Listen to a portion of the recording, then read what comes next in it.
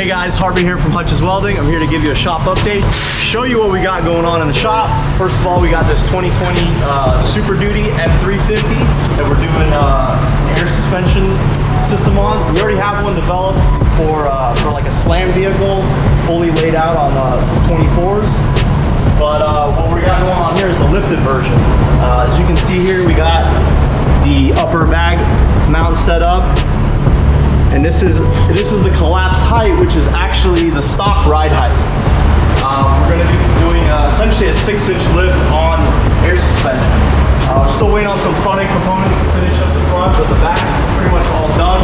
As you can see, we have a 37-inch tall tire with a nice method 20-inch wheel. You can't see much back here, but you can see we're using the standard.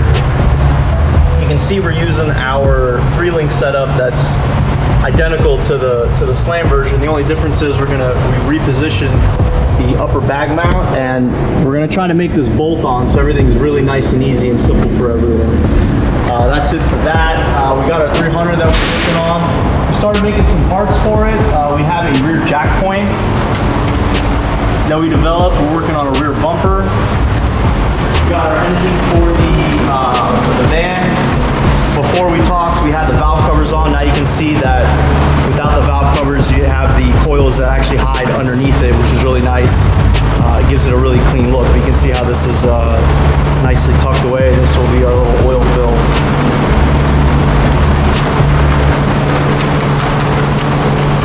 Back on the 300, we got a front bumper with the jack point. This is mocked up. This is actually going to be running a larger intercooler that won't be able to use the jack point, but this is going for another customer, so we're just kind of mocking it up, making sure that fits pretty good. Going on the engine, we're doing a Rips oil sump.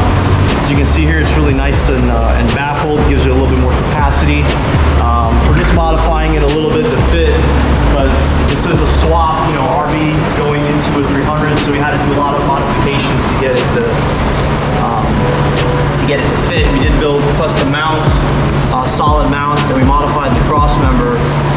What I actually did was just kind of basically take the center out of the cross member and kept everything in the same position. The rack's all in the same position, but just kind of made an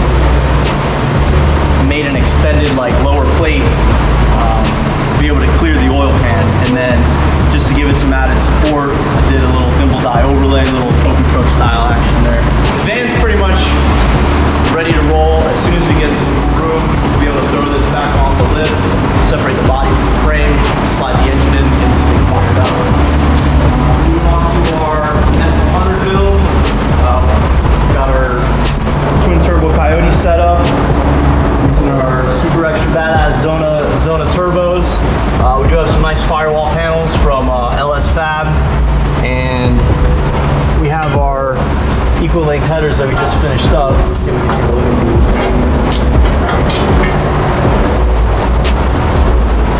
these. So all these runners are actually equal length. They all have the same length. They're going into a vibrant collector. These are a lot of fun. I'm actually looking to put these into production for anybody doing pretty much any hot rod swap, really, as long as it fits. I mean, it'll ship. As you can see, I have the turbos. They're mirror image turbos.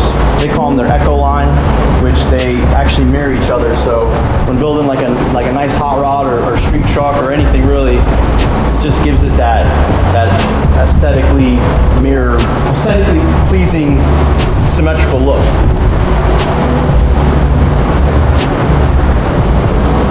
Now on the product table, we got a new product happening. This is what I'm going to call our do-it-yourself backpack, which right now I'm building a display for it. So that way, you guys can see kind of what's going on. So it might be hard to tell what actually is happening, but basically I'm going to provide you all the parts necessary to kind of complete your own backpack, which will be the C-notch, your bridge, your back brackets, a fabricated 9-inch rear end, which is optional, and all the 4-link components, which these are like the lower tabs. There'll be another one that kind of will weld onto the frame here. and then you'll have your link bars, which are all heavy duty, 1.5 inch, 120 wall, and 3/4 rod ends.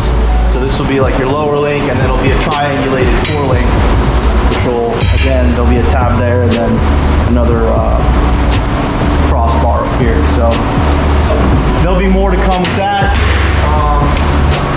I think that's pretty much it. So thanks for watching, and stay tuned for more